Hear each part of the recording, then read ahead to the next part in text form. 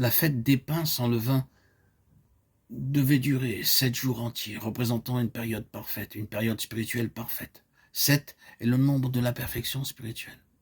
C'est une période spirituelle signifiant que tout ce qui est de la chair est rejeté, est éliminé. Car le levain est le ferment de la chair, l'œuvre de la chair, l'élément agissant de la chair qui est corrompu. Et nous savons que c'est le levain qui est la base de la corruption. On doit éliminer la chair, car elle est corrompue. La chair doit être éliminée tout au long de la constitution de la vie spirituelle. Nous devons aller à Romains 6 et voir dans la croix du Seigneur Jésus que le corps de la chair a été rendu inopérant.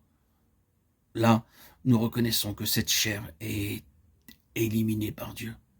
Le Seigneur exige qu'elle soit mise de côté. Nous devons la renier, nous devons accepter la position de Dieu à ce sujet. Car la chair ne doit avoir aucun droit.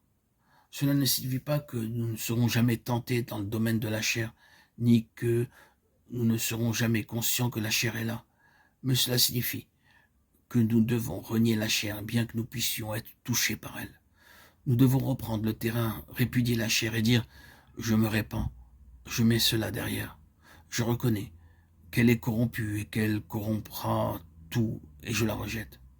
Je me reconnais mort à l'égard de tout cela. » La veille de la Pâque, le père de famille juif allumait sa lampe et passait dans chaque pièce de la maison, cherchant dans chaque recoin, chaque meuble, chaque lieu à l'écart pour voir s'il trouverait du levain. Et après avoir balayé le levain hors de sa maison suite à une recherche des plus minutieuses, car sans cela Dieu n'aurait pas été satisfait, il faisait cette déclaration. J'ai scruté ma maison, je l'ai débarrassée du levain que je connais. Mais s'il y a encore du levain qui a échappé à mes soigneuses recherches et à mes minutieux examens, je le répudie aussi. La fête des pains sans levain se caractérise par l'entière répudiation de la chair comme élément de corruption. L'unité de l'Église, le corps de Christ, exige que non seulement nos péchés soient ôtés, mais que nous avons aussi été mis de côté en ce qui concerne la chair. L'homme naturel corrompt les choses, les gâte et divise. Nous savons que c'est le ferment de la chair qui agit contre l'unité du corps, provoque des schismes, perturbe le fonctionnement spirituel positif du peuple du Seigneur dans l'unité spirituelle. C'est la chair qui fait tout cela. Ainsi, quand les croyants expriment leur unité de vie en Dieu, il est nécessaire qu'ils répudient la chair et se débarrassent du levain. Je dois immédiatement considérer toute légère montée de jalousie ou d'envie ou de ressentiment personnel ou d'échauffement du moi ou de provocation de ma part qui n'a pas pour base un principe, la droiture, mais qui est personnelle, tout ce qui jette une ombre entre moi et autrui, et de tout mon cœur je dois dire j'ai commis une faute, et je me répands de cela et désire extraire ce levain pour le rejeter. Nous devons tous agir ainsi. Durant cette vie naturelle, nous sommes toujours sujets à être offensés et fâchés, car nous sommes très susceptibles. Ah oui, nous le savons tout à fait bien. Que nous nous sentions offensés à juste titre ou pas, ce n'est pas cela la question. Ce qui compte, c'est de savoir si notre chair a fait intrusion dans la situation ou pas. Si elle s'est ingérée, elle a dressé une barrière entre nous et les autres.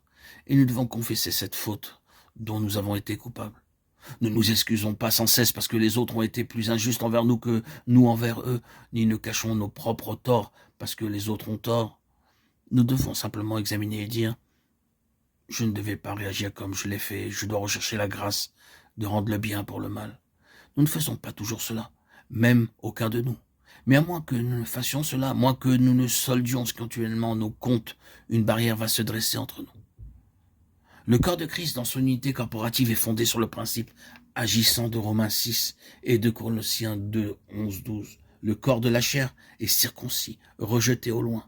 Vous voyez à quel point il est nécessaire d'avoir quelque chose de plus que le principe de notre identification avec Christ dans la mort.